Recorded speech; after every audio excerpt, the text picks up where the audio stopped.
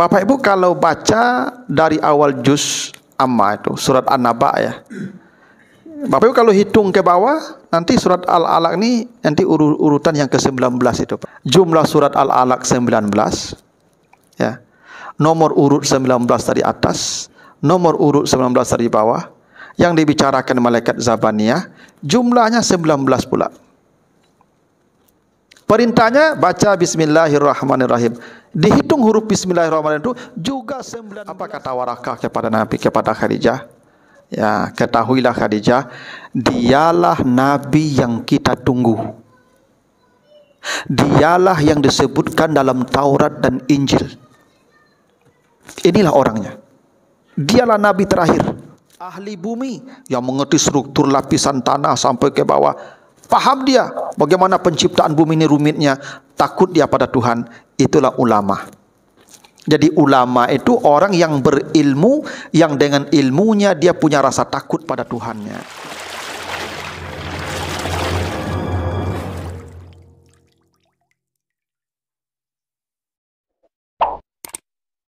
Assalamualaikum warahmatullahi wabarakatuh. Alhamdulillahi rabbil alamin. Assalatu wassalamu ala asrafil anbiya'i wal mursalin wa ala alihi wa ashabihi ajmain.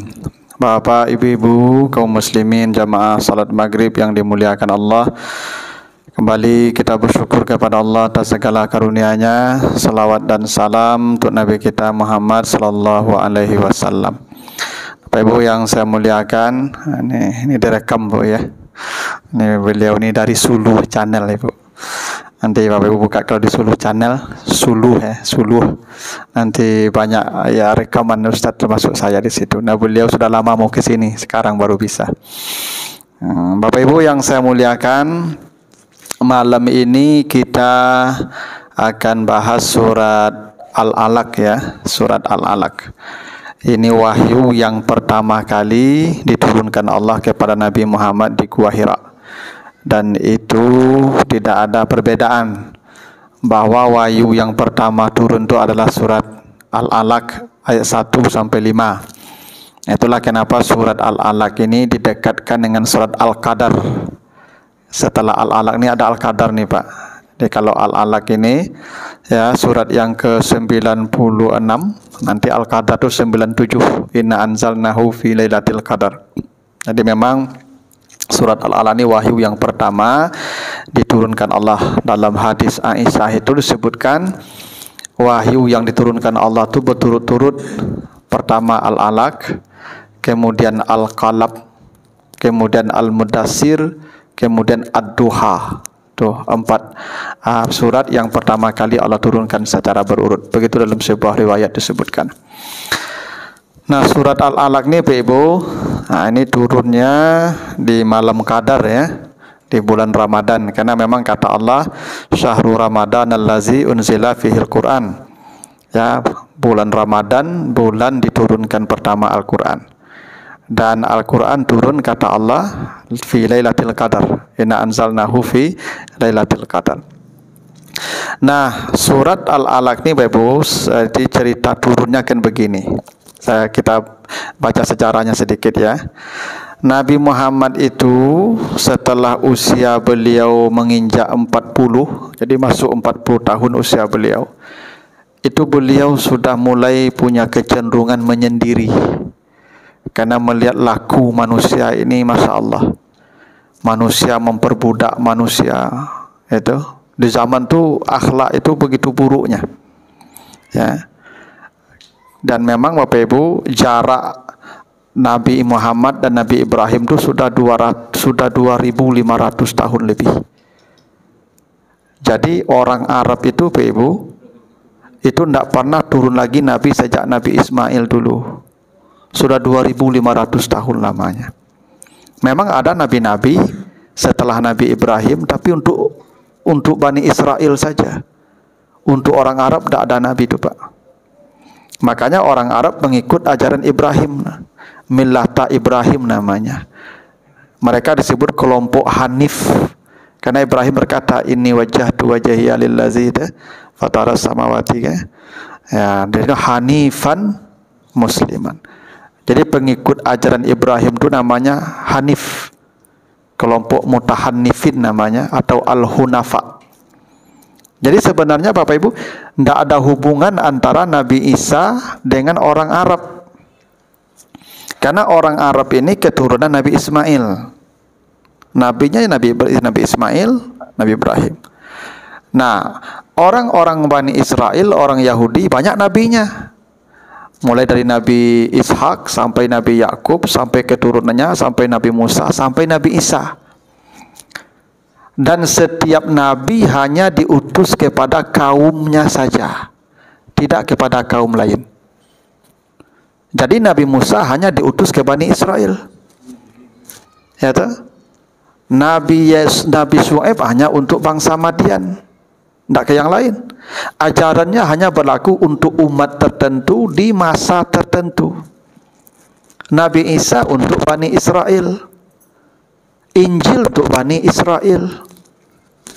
Jadi bangsa Arab dengan orang Yahudi atau Bani Israel itu tidak ada hubungan sebenarnya, Ibu. Orang Arab pengikut ajaran Nabi Ibrahim, Ismail. Nah, jarak dari Nabi Ibrahim ke Nabi Muhammad itu ada 2500 tahun menurut para sejarawan.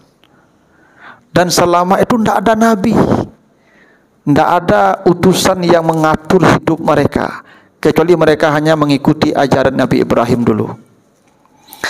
Nah, karena itulah perilaku umat ini sudah sangat buruk, ya toh? Dan Nabi Muhammad itu sudah seperti bingung. Makanya kata Allah, ya, wa alam yajidaka yatiman fa'awah, ya, wa wajadaka dallan fahada. Nabi itu sesat di situ bukan sesat, bingung Nabi, ya, bingung, lalu Allah berikan petunjuk lewat wahyu. Itu cerita surah Ad-Duha itu, wa wajadaka dallan fahada. Jadi Nabi itu kebingungan, Pak. Bagaimana ini umat nih, kok seperti ini manusia? Bingung Nabi. Akhirnya Nabi memilih untuk menyendiri di Gua Hira. Bapak Ibu yang lapai ke Makkah, rumah Nabi itu dengan Khadijah itu dekat Ka'bah.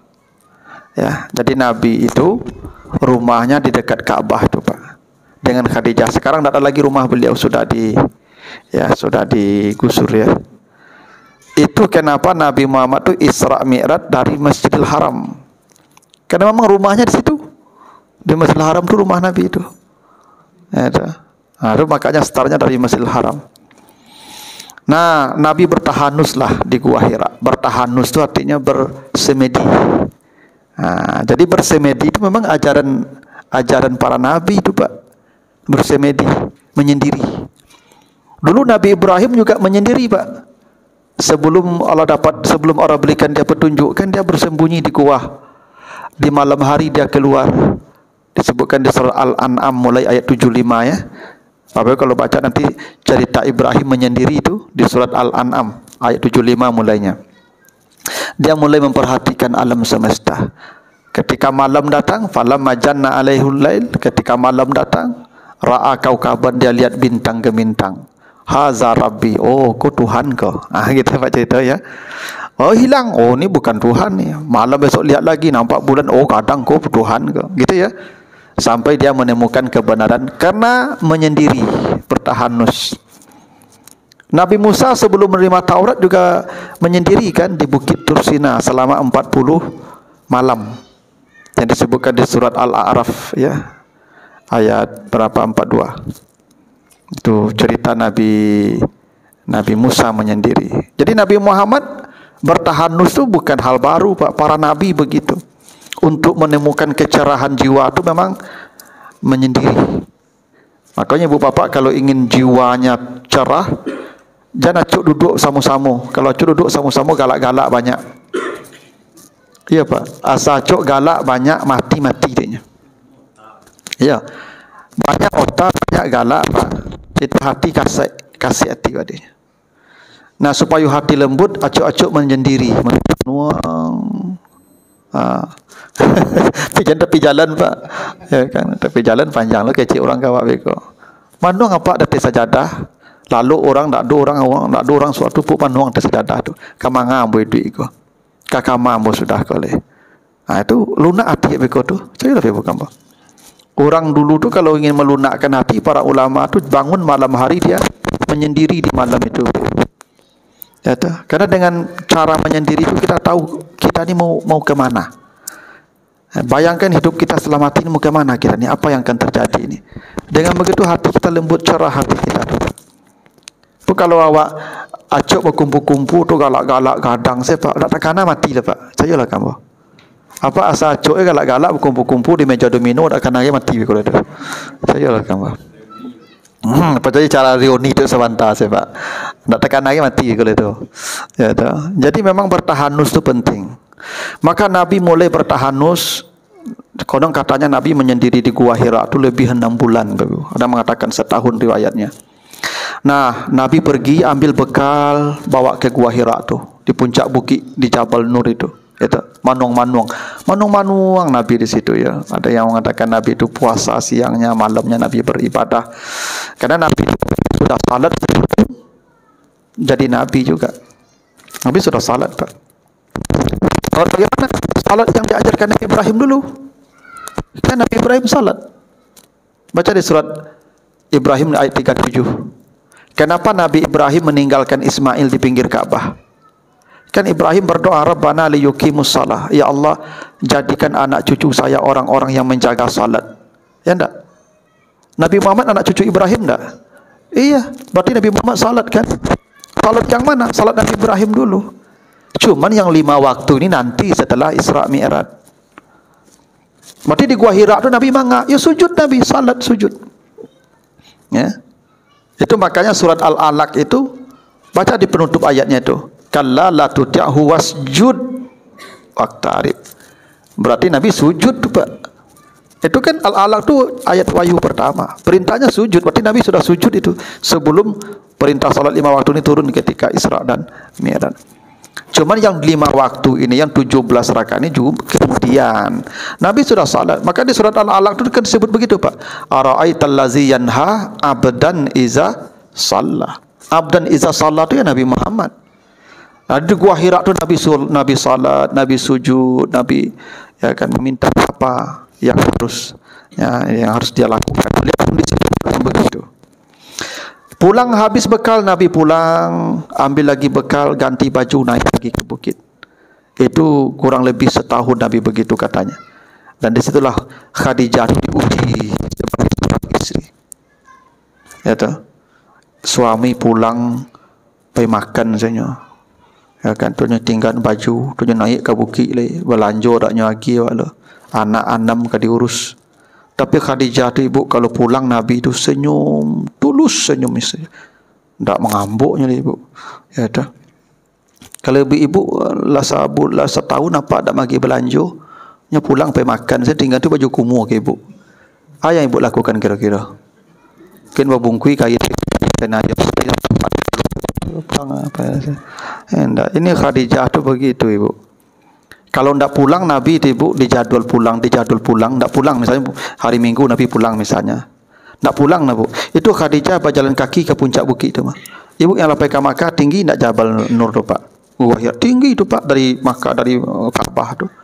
Itu Khadijah usia 50 tahun.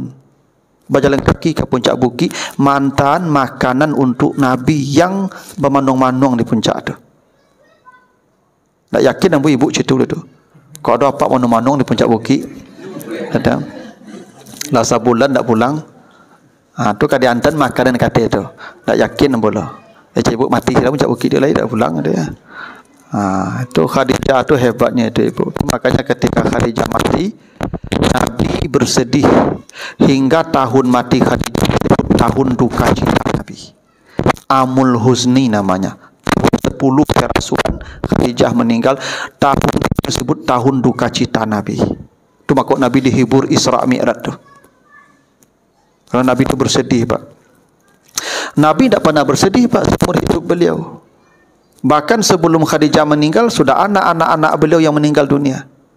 ada Qasim meninggal dunia, ya, ada Abdullah meninggal dunia. Bahkan kemudian juga ada anak Nabi semua meninggal dunia sebelum Nabi kecuali Fatimah, ya Pak. Ruqayyah meninggal, Ummu Kalsum meninggal, Zainab meninggal. Semua tu Nabi yang menguburkan mereka, Nabi yang ya mengurus jenazah mereka. 5 anak beliau meninggal sebelum beliau, termasuk tambah lagi Ibrahim, satu anak dari Maria Kiptiah. 6. Tak pernah Nabi bersedih, Pak. Tak pernah Nabi bersedih. 6 istrinya, anaknya meninggal tu. Kan hebat tu, Pak. Tapi kalau Khadijah meninggal, Nabi bersedih, maka tahun duka cita itu. Padahal Khadijah ibu meninggal dunia ketika usia Nabi 10 tahun. Khadijah meninggal usia 66. Jadi jarak Nabi dengan Khadijah itu kan 15 tahun. Tuaan Khadijah. Lebih tua Khadijah 15 tahun. Itu. Dan itu tidak ada yang paling membuat Nabi sedih kecuali mati Khadijah. Padahal Khadijah mati 65, Nabi 50 tinggal. Biasa laki-laki itu Pak. Tak yakin aku sedih Pak. Coba nak tanya ibu-ibu. Kalau ada apa mati isterinya umur 65, apakku umur 50 tinggal. Menurut ibu sedih atau senyum apa kah? Ya. Makanya apa-apa kalau mati orang rumahnya biasa kalau menangi tu kambang tangannya tu. Mencari sian jadi sasaran sudah kau. Itu memang begitulah Pak. Itu makanya apa-apa kau tidak diagi iddah oleh Allah. Tak ada masa penantian apa-apa, tak ada. Beda je ibu dikasih iddah 4 bulan 10 hari, wajib menanti. Kami tak ada menanti ibu. Mati isteri malam kini, besok pagi menikahlah. Ya kau boleh punya perasaan ya. Kalau hukumnya boleh Pak. Kalau ibu 4 bulan 10 hari baru boleh. Karena ibu berduka kalau mati suaminya. Kalau kami berduka juga. Ya, tapi bahasa orang kampung ambu malang yang paling muju. Ya, gitu. Tidak semua laki-laki ya, tapi sebahagiannya begitu. Karena itu kenapa kami tidak dikasih iddah? Karena kami tidak bisa berlama-lama tanpa perawatan. Kami kok tidak bisa lama-lama tanpa pendamping, ibu. Tidak bisa. Beda. Makanya apa-apa ibu-ibu misalnya kan kalau ada orang gai awak, lah mati amak awak, carian apa aku capek pengganti amak tu. Capek carikan Pak. Memang begitu. Hamba punya guru Pak lah 70 tahun umurnya Pak. Meninggal istrinya. Entah 2 bulan 3 bulan lah setelah tu menikah Pak tu. Tanya ada kawan hamba gara-gara kan. Menikah je Pak balik. Cik apa dia iyo penggaulian punggung saya. Jadi ternyata orang rumah aku penggaulian punggung Pak. Ya.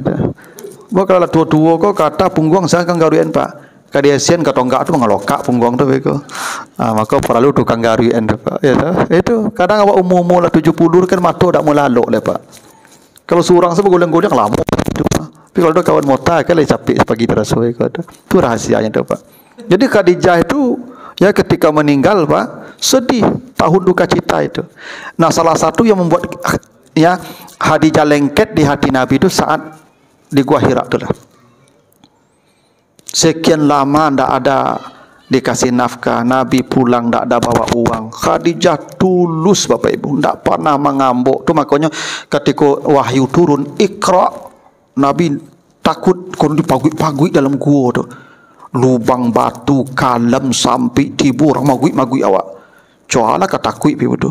Yo mana pun tang pantiang Nabi lu turun pi tengah malam tu diketuk pintu tu Khadijah buka pintu apa kata Nabi zammiluni ya Khadijah selimuti aku selimuti dia ambil selimut dia Khadijah diselimuti Pak ndak ada bertanya-tanya lah Pak selimuti kalau ibu-ibu dah lah sebulan ndak pulang-pulang tu pulang nokok-nokok pintu tengah malam minta selimut ya ke cik ibu itulah mengayuk saya keluar rumah tu betul tu cik ibu tu ini ndak ya tu diselimuti sampai Nabi takaluk. Tak ada ditanya-tanya Pak. Itu makanya ibu-ibu kalau pulang apa malam jangan ditanya-tanya dulu. Selimui dulu, jangan laluk dulu. Begitu contoh Khadijah begitu Pak. Tenangnya dulu. Ikut di pintu saya baru mah. Itu ibu-ibu kau masalahnya. Itu takut kami pulang. Kadang kami pulang nak bawa bagaimana ibu lama deko ah. Itu makanya kadang kami tunggu ibu laluk baru pulang kami tu mah. Itu. Dep ibu murid tu, sebenarnya seperti Khadijah tu, pulang selimuti, ya, Nabi ketakutan tuh selimuti. Itulah kenapa ketika Khadijah meninggal, Nabi punya istri beberapa ya. Istri Nabi itu ada beberapa setelah Khadijah meninggal dunia. Ada Aisyah yang cantik, yang gadis ya. Ada Hafsah binti Umar juga. Ada Safiyah, ada Ummu Habibah. Ada 9 kurang lebih. Tapi Khadijah selalu disebut tuh. Ya, Khadijah disebut tuh Pak. Selalu disebut-sebut Khadijah. Bahkan kata Nabi kalau dimasak makanan anak-anaknya, tolong antarkan ke teman-teman Khadijah. Begitu Nabi dengan Khadijah deh Ibu. Ya, kalau masak Nabi itu masak anak-anaknya. Ya kan, apa kata Nabi kepada anak beliau? Tolong antarkan ke teman Khadijah makanan. Cari teman Khadijah. Begitu Pak, melekatnya Khadijah di hati Nabi. Ya toh. Jadi ternyata ibu-ibu, ya, Nabi itu begitu sayang dengan Khadijah itu bukan soal fisiknya Ibu. Kalau fisik lah gaya 65 mah. Tapi karena pengabdian itu Ibu. Itu makanya Nabi selama dengan Khadijah tidak pernah poligami Ibu. Tidak pernah. Padahal pada masa itu laki-laki boleh punya istri tanpa batas. Berapapun perempuan laki-laki boleh punya istri Ibu. 4 orang tu nanti di Madinah tu aturannya tu. Yang lebih 4 ceraikan. Masa di Makkah boleh tanpa batas istri kita sepanjang mampu saja.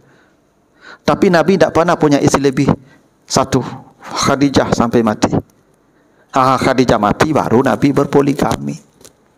Itu sunnah Nabi betul Pak. Jadi kok kamu nambah aja Pak, mati dan tua kok lu jangan. Kok kadang-kadang yang tua masih hidup ya awak tak menambah, tak sunnah Nabi ya kecil sunnah Nabi yang malah. Sunnah Nabi itu mati dan tua dulu Pak, baru apa poligami. Gitu. Ya. Poligami itu memang Nabi contohkan tapi mati yang tua. Ya enggak Ibu? Kok yang tuanya masih elok baru. Awak enggak menambah aja penganah itu. Jadi Nabi itu begitu. Nah, sampai itu Aisyah protes. Ya Rasulullah, kenapa yang sudah mati itu masih kau sebut-sebut? Bisa lebih ibu cemburu dah. Apa kata Nabi kepada Aisyah? Aisyah, tidak ada yang bisa menggantikan dia di hati saya. Engkau pun tidak. Begitu kata Nabi. Kenapa? Dia orang yang beriman kepada saya saat semua orang mendustakan saya. Dia orang yang membela saya saat semua orang mengucilkan saya. Dia orang yang menghabiskan seluruh kekayaan saat semua orang tidak peduli dengan saya. Begitu Khadijah itu kata Nabi Pak. Nah, ketika Nabi tahanus di Gua Hira itulah ya puncak ya kasih sayang Nabi kepada Khadijah. Karena begitulah hebatnya Khadijah sampai ketika Nabi ketakutan tuh Pak Ibu, itu dibawa oleh Khadijah ke paman beliau, Warakah bin Naufal. Nabi kan ketakutan, berselimut, tak keluar-keluar. Cerita apa yang terjadi? Bercerita Nabi yang terjadi di Gua Hira. Ada sosok yang menakutkan, yang memaksa saya ikra lalu dipagui-paguinya. Lalu kata Khadijah, wahai junjunganku, engkau orang baik. Engkau suka bersilaturahim. Engkau suka membantu orang. Engkau tidak punya musuh. Tidak mungkin yang datang itu makhluk jahat kepadamu. Tak mungkin. Marilah kita ke tempat teman saya, ke tempat paman saya, namanya Warakah. Jadi Warakah ini ahlul kitab. Dia paham Alkitab. Datang ke Warakah bin Naufal. Ditanya, diceritakan apa yang terjadi di Gua Hira. Apa kata Warakah kepada Nabi, kepada Khadijah? Ya, ketahuilah Khadijah, dialah Nabi yang kita tunggu. Dialah yang disebutkan dalam Taurat dan Injil. Inilah orangnya. Dialah Nabi terakhir. Andai begini, nanti setelah ini dia akan dimaki, dicaci, diludahi, diusir, bahkan akan dibunuh seperti para nabi sebelumnya. Yang datang kepada dia di Gua Hira itu, itulah yang datang ke Nabi Ibrahim, yang datang ke Nabi Musa, yang datang ke para nabi. Jibril, Namus namanya. Dalam bahasa Warakah itu Namus. Nah, andai nanti saya masih hidup, dia diusir, dia disakiti oleh masyarakatnya, saya orang pertama yang membelanya nanti, kata Warakah. Tapi 2-3 bulan setelah itu Warakah meninggal dunia. Nah, di Warakah itu yang disebut ahlul kitab, yang masuk surga. Dia memang belum bersyahadat dengan Nabi, Pak, tapi dia percaya Nabi Muhammad. Itu yang ahlul kitab namanya. Ahlul kitab tu dia percaya Nabi Muhammad, dia tahu Nabi Muhammad, dia percaya. Cuman belum bersyahadat, belum mengikuti ajarannya karena wahyu baru terima. Maka Warakah itu nanti masuk surga tu, Pak. Itu yang ahlul kitab yang sejati. Ya. Itu yang ahlul kitab. Jadi kata Khadijah, ya kata Warakah, dia akan disakiti. Setelah ini dia akan disakiti. Pulang itu Nabi Muhammad masih ketakutan, masih berselimut. Tolong selimuti, diselimuti balik. Nah, ketika Nabi tertidur itulah Bapak Ibu, Khadijah itu memandang Nabi dalam-dalam, dia pandang Khadijah. Itu ceritanya begitu. Dan Khadijah menangis terseduh-seduh. Apa yang membuat Khadijah menangis? Satu, bahagia karena kita akan menjadi istri Nabi. Bahagia karena kata paman ini Nabi ni, jadi engkau istri Nabi. Ya, istri Nabi itu masuk surganya tanpa hisab tu, Pak. Ya, senanglah hati Nabi, hati Khadijah jadi istri Nabi. Tapi mendengar tadi kata pamannya, ya, dia akan disakiti, dihina, dicaci, dilukai, maka tabi' matu Khadijah balik. Kenapa? Membayangkan derita Nabi. Jadi bangkitlah sayang Khadijah. Dicaliak Nabi ketika lalu tu yolati bana bantunya. Ketika Nabi tertidur dipandang dalam-dalam sampai Nabi menangis. Lihat Nabi ko latih bana, nampak apa Ibu? Latih. Jadi memang begitu Ibu, kalau ingin tak melawan juga apa, caliak ketika lalu bantunya. Pasti ibu caliak itu. Coba perhatiin Ibu, apa ketika lalu tu buruk bantunya Ibu. Ngangung. Gigi lah tangga, kan, rambutlah putih. Itu inyo buruk tu dek ibu selama tu mah dek ngurus ibu tu. Itu. Itu makanya kalau ingin ya sayang ke suami itu Ibu perhatian ketika lalu tu. Latihnya tiap hari tu Ibu. Habis tu ya apa cerita juga. Apa kalau ingin ya ndak berang-berang ke isteri calik seketika lalu tu bantunya. Latihnya tu. Akhirnya Khadijah betul tu Pak. Nah di Gua Hira itulah setelah sekian lama bertahanus turunlah surat Al-Alaq. Iqra. Kata Jibril, Iqra. Ketika Nabi sedang bertahanus itu tengah malam tu, ma'ana biqari. Apa yang saya baca? Saya tidak bisa baca. Dikuncang-kuncang Nabi. Iqra.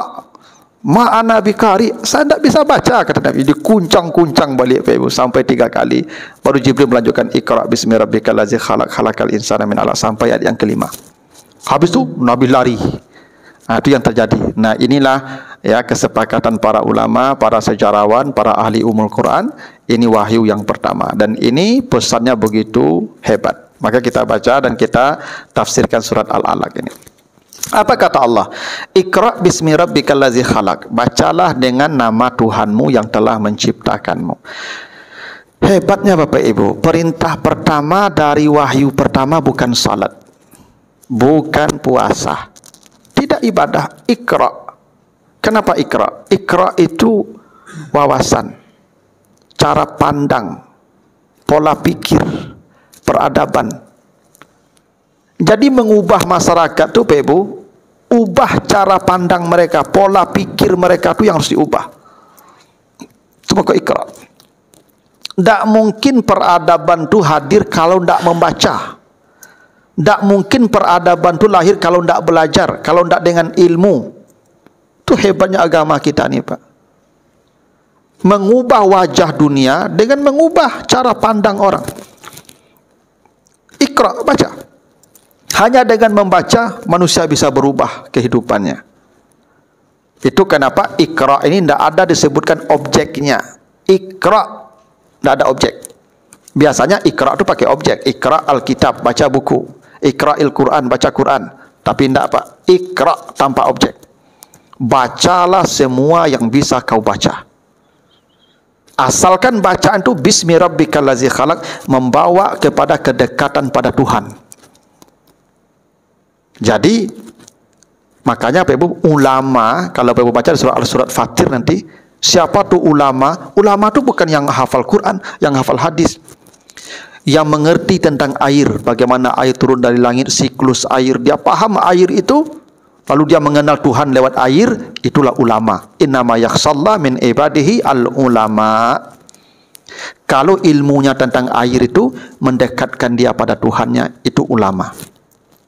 Ahli bumi yang mengerti struktur lapisan tanah sampai ke bawah, paham dia bagaimana penciptaan bumi ini rumitnya, takut dia pada Tuhan, itulah ulama. Jadi ulama itu orang yang berilmu, yang dengan ilmunya dia punya rasa takut pada Tuhannya. Maka dokter-dokter tuh Pak, banyak yang beragamanya militan Pak. Dokter saraf tuh Pak, Masya Allah. Dokter, dia kalau paham ilmu tentang bagaimana rumitnya saraf manusia nih Pak. Dia menemukan Tuhan dengan ilmu saraf itu. Itulah ulama. Jantung, bagaimana rumitnya kerja jantung, memompa darah, mengalirkan darah, menyaring makanan, menyaring racun. Itu kemana harus dipisah, kemana harus ini, kemana, mana yang ke hati, mana yang ke limfu, mana yang ke empedu. Itu jantung semua itu Pak. Maka dia takut pada Tuhannya dengan rumitnya pekerjaan. Itulah ulama. Iqra, itu yang Iqra itu Pak. Jadi jangan Bapak Ibu kira ulama itu yang hafal Quran saja. Tidak. Iqra, asalkan dia bismi rabbika. Dengan bacaan itu dia mendekatkan dirinya kepada Tuhannya. Makanya tidak dikasih objek. Tidak ada objeknya. Apa yang mau dibaca? Baca aja apa yang bisa kau baca. Bacalah. Nah, sebagian berpendapat Iqra bismi rabbikal ladzi khalaq itu maksudnya membaca nama Allah. Itu yang bismillahirrahmanirrahim. Itu kenapa ya, di awal-awal Al-Quran Al-Fatihah itu ada bismillah. Jadi ayat pertama. Kalau dipahami ini perintah baca bismillah juga tidak ada masalah. Dan ada yang menarik Bapak Ibu begini. Apa yang menarik Bapak Ibu dari surat Al-Alaq ini? Kan perintahnya Iqra bismi rabbikal ladzi khalaq, bacalah nama Tuhanmu ya. Bacalah, maka bismillahirrahmanirrahim. Tuh. Surat Al-Alaq nih Bapak Ibu, itu wahyu pertama tapi ditaruhnya di juz terakhir nih, juz Ammah. Bapak Ibu kalau baca dari awal juz Ammah itu surat An-Naba ya, Bapak Ibu kalau hitung ke bawah nanti surat Al-Alaq ini nanti urutan yang ke-19 itu Pak, sesuai dengan jumlah ayatnya 19. Jadi surat Al-Alaq ini Pak ada jumlah ayatnya 19 jumlah ayatnya semua. Kalau dari awal juznya nomor 19. Ibu bapak kalau hitung dari akhir, dari An-Nas, Al-Falaq naik ke atas, nanti 19 juga tuh sampai di Al-Alaq. Itulah mukjizatnya Pak. Jumlah ayatnya 19, dihitung dari An-Naba 19, dihitung dari An-Nas 19 juga. Dan apa yang dibicarakan di sini salah satunya Zabaniyah. Lalu kalau baca nanti di ayat terakhirnya, ya sanada'uz Zabaniyah. Kami akan memanggil malaikat Zabaniyah. Zabaniyah itu malaikat penjaga neraka Pak. Yang disebutkan ceritanya di surat At-Tahrim ayat yang ke-6. Malaikat yang kasar bengis, tidak pernah senyum, bantu buruk. Malaikat Zabaniyah itu sabana buruk bantunya Pak. Kasar, tangan capek, kaki capek, senyum tidak pernah.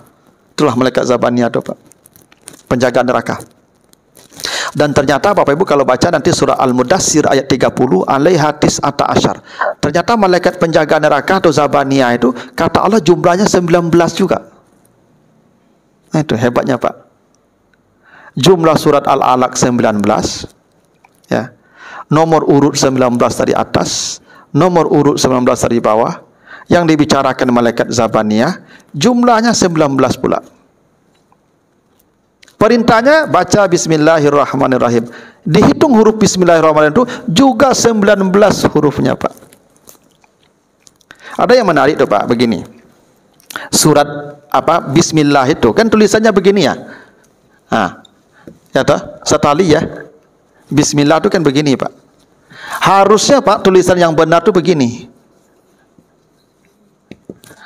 Ada alif yang berdiri antara ba dan sin. Iyalah, karena dua kata ba dan ismi. Coba baca nih surat Al-Alaq nih. Iqra bismi rabbika, pakai bismi rabbika begini tulisannya Pak. Bismi rabbika. Enak, perhatikanlah tuh. Tapi bismillah anda Pak, dibuang alifnya. Dibuang alifnya. Ya Pak. Dibuang alifnya itu.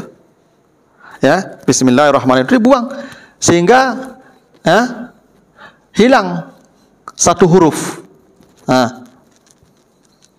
Hilang satu huruf.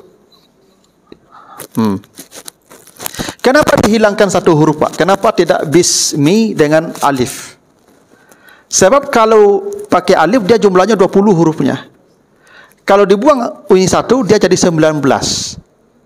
Coba hitung 19 huruf nih, Pak. Coba hitung. Ba 1, sin 2, mim 3, alif 4, lam ya 5. Ya, bismillah, lamnya 2 nih. 6, 7, alif 8, lam 9, ra 10, ha 11, mim 12, ya, nun 13, alif 14, ra 15, ra 16, ha 17, ya 18, mim 19. 19 kan? Ya, Pak. Apa maksudnya? Kenapa Bismillahirrahmanirrahim itu hurufnya 19 juga? Tadi malaikat Zabaniyah 19. Bapak Ibu kalau ingin selamat dari malaikat yang tadi, baca ini. Baca yang 19 huruf nih. Tak ketemu yang 19 tadi itu. Kira-kira begitu. Kalau Bapak Ibu rajin baca Bismillahirrahmanirrahim, tak bakal ketemu dengan yang 19 tadi. Yang di surat Al-Mudassir tadi ayat 30 itu ya. Tak akan ketemu dengan Tis'ata Asar tadi. Malaikat yang 19. Karena begini, Bapak Ibu kalau baca Bismillah setiap mulai aktivitas, mustahil berbuat dosa. Ada orang kaman cilok baca Bismillah. Nyokak maliang kan, Bismillahirrahmanirrahim. Tak pernah, Pak. Kalau ada orang kaman maliang baca Bismillah, berhenti. Tak akan jadi mencilok. Saya pulangnya leh. Ya, enggak. Itu bukti kalau orang baca Bismillahirrahmanirrahim, dia aman dari yang 19 ini. Tak akan masuk neraka. Kalau ada orang, Bapak Ibu, kaman ada tangan ni kutansi kosong, Pak. Ya, kutansi kosong, Bismillahirrahmanirrahim. Ada, Pak. Kalau dia baca Bismillahirrahmanirrahim, dia akan buang kutansi itu. Pasti itu, Pak. Pasti. Apa kalau berang kamu meninju orang, baca Bismillah. Bismillahirrahmanirrahim. Tak akan jadi meninju loh, Pak. Sayolah kamu. Itu hebatnya Bismillahirrahmanirrahim itu, Pak. Itu perintah pertama di wahyu pertama. Membaca nama Allah. Andai itu kita amalkan, hidup kita aman. Cukup dengan Bismillahirrahmanirrahim itu hidup kita selamat. Pasti selamat. Tak mungkin tidak. Bagaimana mungkin orang berbuat maksiat ketika dia membawa nama Allah di awal itu? Tak mungkin. Apalagi Bapak Ibu, ya, kalau kita baca Bismillahirrahmanirrahim itu kan setan langsung lari. Kan setan disebut khannas. Khannas itu artinya apa? Yang bersembunyi ketika kita menyebut nama Allah. Iza zakarallaha khannasa. Itu setan kata Nabi. Bila engkau menyebut nama Allah, dia langsung lari tunggang langgang. Lari tunggang langgang itu namanya khannas. Kapan dia bersebut khannas? Kalau zakarallah, kalau menyebut nama Allah. Tapi bagaimana kalau dalam sholat kita kan baca, tapi masih diganggu gitu. Oh iya, karena setan itu kan jam terbangnya tinggi. Iya. Ya, jam terbangnya tinggi. Sebelum kita ada, Nabi Adam dia sudah ada. Dan dia tidak pernah mati sampai kiamat. Dikasih hidup panjang dia. Macam-macam cara dia tu, Pak. Ahli ibadah, kadang dengan ibadah. Makanya kata Nabi itu kan setan itu, ya, ketika kita salat, dia berdiri antara kita dan diri kita. Berdiri antara kita dan diri kita. Bukan antara kita dan orang lain. Antara kita dan diri kita. Ayat itu. Dan dia akan mengajak kita, pikirkan ini, pikirkan ini, pikirkan ini. Yang tidak kita pikirkan tadi di luar salat. Tadi tak takana kunci onda lo. Pas takbir takana kunci onda aku di malah takana. Kalau berasuk kasaku-saku tu langsung kira yo tinggal di onda. Oh, sampai sudahlah kunci onda di takana apa ibu. Tadi ibu dah takana anak, takana cucu, dah takana rumah bagi. Tapi salat macam-macam takana. Itu memang setan. dia akan mendatangkan pikiran-pikiran yang kita hendak pikirkan tadi. Makanya kata Allah, iza fa imma yanza'annaka naz'un minasyaitan fasta'iz billah. Bila engkau merasakan ada gangguan syaitan, maka berlindunglah kepada Allah. Jadi baca bismillah di awal tu penting. Karena dengan begitu pintu syaitan tertutup. Itu makanya kata Allah di surat apa? Di surat Az-Zukhruf ya. Wa may ya'shu an zikrir rahman nuqayyid lahu syaitanan fahuwa lahu qarin. Siapa yang tidak menyebut nama Ar-Rahman, maka setan menguasainya ketika itu. Kalau dia tidak menyebut nama Ar-Rahman, wa may ya'shu an zikrir rahman nuqayyid lahu syaitanan fahuwa lahu qarin. Ya. Oke, saya pastikan ayatnya Bu ya. Ayat berapa? Biar Bapak Ibu nanti baca di rumah. Nih, ada di surat Az-Zukhruf ayat 36. Ya, Bapak Ibu kalau baca nanti surat 43 ayat 36. Kata Allah, wa may ya'shu an zikrir rahman nuqayyid lahu syaitan fahuwa lahu qarin. Siapa yang tidak menyebut nama Ar-Rahman, ya bismillahirrahmanirrahim maksudnya, maka setan akan menguasainya dan dia langsung jadi kawan sejatinya setan. Itu pentingnya bismillah tuh Ibu. Sebab begini, kan kita menyebut Ar-Rahman Ar-Rahim ya. Nama Allah yang Maha Rahman, Maha Pengasih lagi Maha Penyayang. Kenapa kita menyebut nama Ar-Rahman dan Ar-Rahim ni Ibu? Kenapa? Kan sifat Allah banyak. Bismillahi Al-Qahar Al-Jabbar. Boleh tak Pak? Boleh. Kan Al-Qahar nama Allah juga. Al-Jabbar nama Allah juga. Bisa saja kita menyebut bismillah begitu. Ya. Bismillahil Azizil Hakim, kan bisa saja tuh. Kan sifat Allah juga Al-Aziz Al-Hakim. Tapi Ar-Rahman Ar-Rahim. Kenapa? Kita kalau hendak bekerja menyebut nama Ar-Rahman dan Ar-Rahim, kita minta, ya Allah, saya hendak memulai sesuatu pekerjaan ini, tolong Rahman dan Rahimmu limpahkan ke saya sehingga saya mengerjakan ini dengan Rahman dan Rahim pula. Ibu kalau mencuci piring di dapur bunyi katangga dapur tu pasti nak baca Bismillahirrahmanirrahim. Kalau baca Bismillah bunyi itu dapur dulu Pak. Hampir saya dapur tu Pak tu pasti tak baca bismillah, hamba jamin tu. Kenapa? Kan dia minta Ar-Rahman Ar-Rahim. Kenapa kasar? Pasti nak baca. Kalau ada orang makan, cuba Ibu perhatikanlah. Kalau ada orang makan tak gigi tangan, tak gigi lidah, cuba Pak Ibu paresu, boleh baca bismillah tadi tak? Tak. Nyo tak gigi makan, tak gigi tangan jo lidah tu Pak Ibu dek makan kau ndak jo Rahman. Makan ko jo nafsu sehingga jo tangan punya kunyah jo. Ya dah Pak. Kan kalau jo Rahmannya makan, kalau jo Rahimnya makan tentu kasih sayang. Maka Nabi itu kalau makan ketek suonya, kunyahnya 33 kali. Itu makan Rahman Rahim tu Pak. Ko ndak suo gadang paputa 2 kali kunyah, ulang tundu jo ai. Itu dah makan jo Rahman jo Rahim tu Pak. Jo nafsu nama makan tu. Ya dah. Itu pentingnya Ar-Rahman Ar-Rahim tu Ibu. Apa kalau buka pintu bunyi kat tangga, pintu tu baca bismillah macam pintu tu. Percayalah Ibu kamu. Ya dah. Kan ada orang minum tu Pak. Balakak-lakak punya kau. Itu pasti dia baca bismillah minum tu Pak. Oh, kalau baca bismillah ada bunyi tu minumnya noh. Percayalah kamu. Maka Nabi kalau minum Pak, minum 3 kali tarik, berhenti istirahat dulu. Minum 3 kali tarik, berhenti istirahat dulu.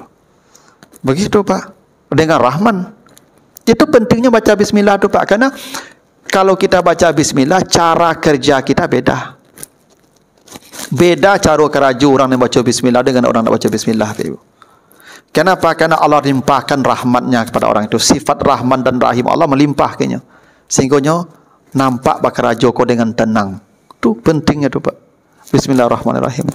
Nah itu makanya kalau orang baca ini selamat dari gangguan setan. Itu makanya itu perintah pertama. Ada pertanyaan Pak Ibu? Assalamualaikum warahmatullahi wabarakatuh. Ini yang masih menjadi tanda tanya itu tadi Ustadz menyampaikan ayat turun pertama itu kan Iqra.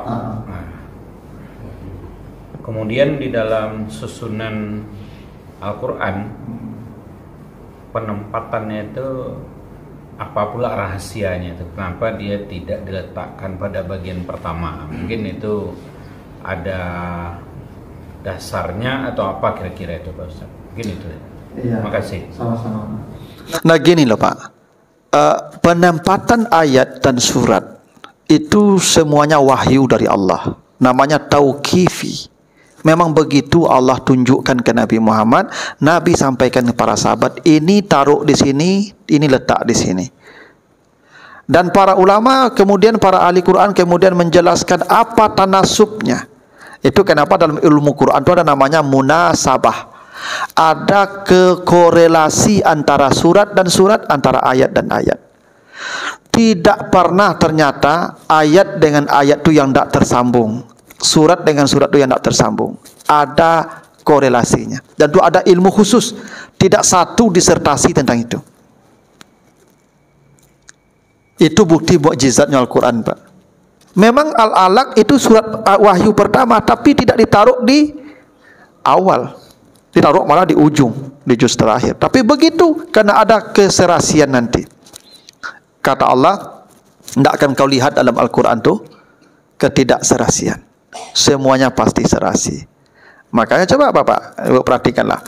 Surat sebelumnya surah Az-Zaitun ya.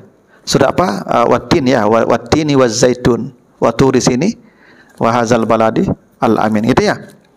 Ini kan bercerita tentang tempat-tempat turunnya wahyu. Ada tempatnya Wattin. Wattin tu pohon tin tu di Bukit Tursina. Tempat Taurat turun. Waz-zaitun itu di Palestina, tempat Nabi Isa menerima wahyu di Bethlehem. Zaitun namanya tu pohon zaitun di situ. Di bawah pohon zaitun. Itu tempat wahyu Injil turun. Wa hadzal balad al-amin, kota Makkah. Negeri yang aman, tempat Al-Quran turun. Jadi surat At-Tin menjelaskan tempat-tempat wahyu turun. Surat Al-Alaq menjelaskan wahyu yang turun pertama. Surat Al-Qadar masa turun wahyu pertama, malam Qadar. Ya enggak Pak? Punya korelasi Pak. Pasti ada hubungan. Nanti tambah lagi Al-Bayyinah. Apa Al-Bayyinah? Yatlu suhufan mutahharah, membaca kitab suci. Semua punya hubungan Pak. Nah, kalau yang belum kita ketahui itu karena belum tahu saja. Pasti ada hubungan. Tapi memang ini tauqifi. Memang petunjuk Allah ke Nabi Muhammad begitu. Ini taruh di sini, ini taruh di sini. Nabi sampaikan ke para sahabat, para penulis wahyu sesuai apa yang diinstruksikan Allah. Begitu Al-Quran tuh Pak Ibu. Ya. Makanya usia kita Pak tidak akan cukup untuk mendalami Al-Quran. Begitu banyak ilmunya. Baik tuh Pak Ibu. Ya, mudah-mudahan ada manfaatnya. Nanti kita lanjut baru satu ayat ya. 18 ayat lagi. Mudah-mudahan nanti kita lanjutkan di pertemuan berikutnya. Lebih kurang mohon maaf. Subhanakallahumma wa bihamdika asyhadu an la ilaha illa anta astaghfiruka wa atubu ilaika. Wassalamualaikum warahmatullahi wabarakatuh.